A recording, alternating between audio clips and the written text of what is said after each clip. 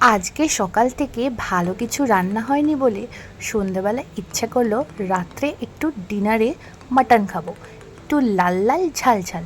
তো সন্ধেবেলা গিয়ে কিনে নিয়ে আসলাম সেই মাটন।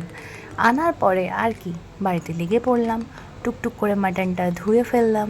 ধুয়ে একদম সিম্পল একটা রেসিপি, পেঁয়াজ আদা রসুন কাঁচা লঙ্কা টমেটো সব কটা পেস্ট করে নিলাম। আর তারপর কড়াইতে চাপিয়ে দিলাম সর্ষের তেল, কারণ মাটনের তেল না হলে ঠিক ভালো যায় না। আর জিরে তেজপাতা শুকনো লঙ্কা সিম্পল যা ফোড়ন দিই সেটা দিয়ে চিনি একটু দিয়ে দিলাম কুচনো পেঁয়াজ। পেঁয়াজগুলো মোটামুটি লাল লাল ভেজে আসার পরে দিলাম একটু টমেটো। কি এক্সস্টেড লাগছিল রাত্রেবেলা রান্না করতে। তারপর সেই বাটা মশলাটা দিয়ে একটু ভালো করে কষিয়ে নেওয়ার পালা। কষিয়ে নিয়ে জাস্ট সিম্পল একটু হলুদ লঙ্কা আর জিরে গুঁড়ো, আর কিছু না।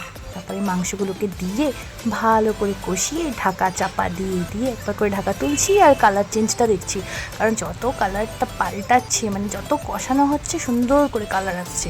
তার মধ্যে আলু, একটু আলু ছাড়া আমাদের বাঙালিদের মাটন ভাল লাগে। যেই কষে গেল নুন মিষ্টি চেক করে দিয়ে দিলাম প্রেশার কুকারে ঢেলে, দিলাম ঘি গরম মশলা কাঁচা লঙ্কা, আর তারপর সোজা চাপিয়ে দিলাম গ্যাসে। কয়েকটা সিটি পড়ার পরে নামিয়ে নিলাম। নামিয়ে নেওয়ার পরে উফ কি সুন্দর লাগছে দেখতে, টকটকে লাল লাল ঝাল ঝাল মাংস। ও হ্যাঁ, আমি না একটা গোটা রসুনও ওর মধ্যে দিয়েছিলাম। Bye bye.